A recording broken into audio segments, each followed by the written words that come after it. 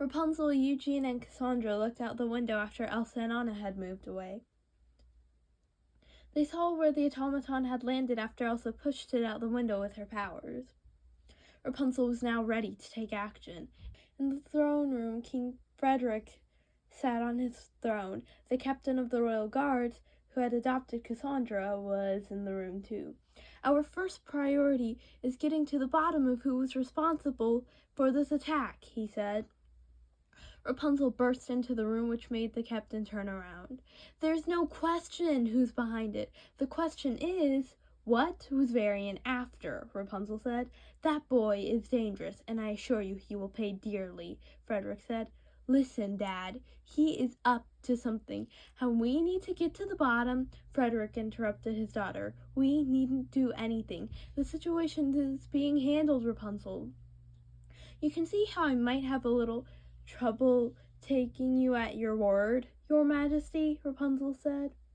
Rapunzel, I know these past few days have been strained, to say the least, but more important than any of our disagreements, more important than anything at all, is your safety.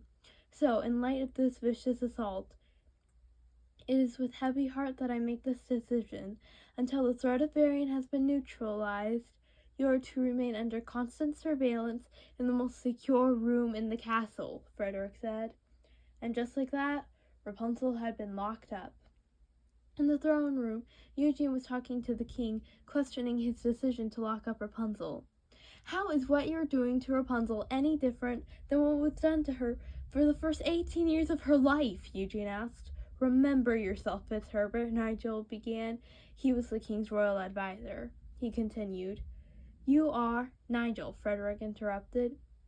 Eugene, son, I realize how the situation might appear, but you must trust that I have no choice. What? Of course you have a choice. You're the king, Eugene exclaimed. You cannot keep her up there. Fredrick was now biting his lip as he listened to Eugene.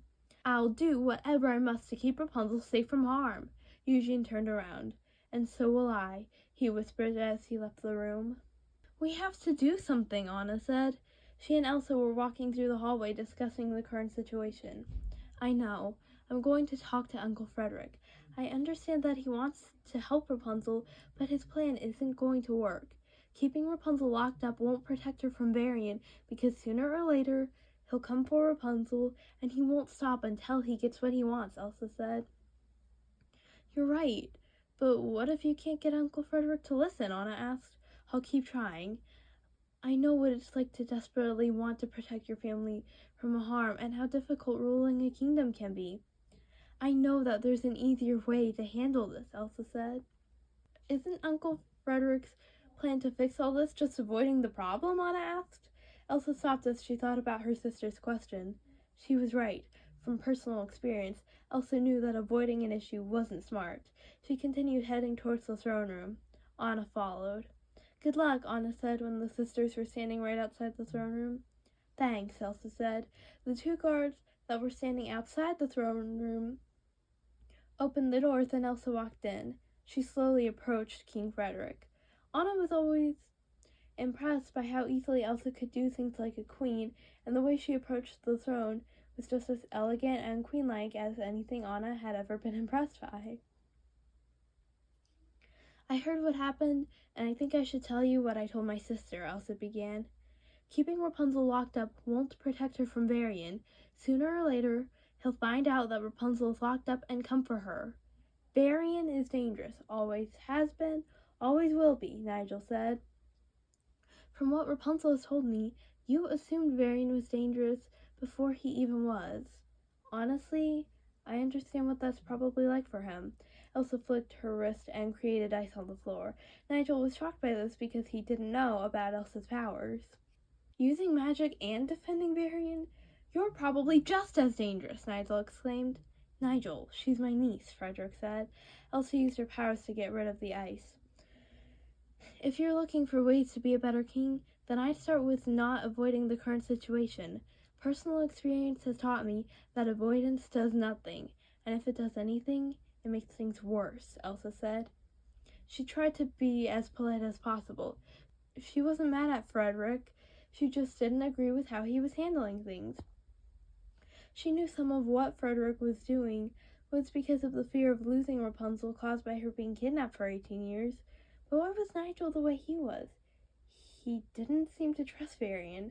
Cassandra wasn't huge on trusting people, but she wasn't like Nigel.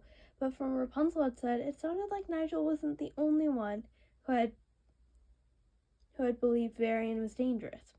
After thinking about it for a second, Elsa left the room. Locked up in her bedroom, Rapunzel was looking at pages in her journal. Pascal squeaked, supporting Rapunzel. Rapunzel gave her pet a small smile. She picked him up and set him on her shoulder. The door suddenly opened. Queen Ariana walked in. "Mom!" Rapunzel exclaimed while running towards her. Ariana hugged her daughter. "I'm so sorry. I tried to talk him out of it.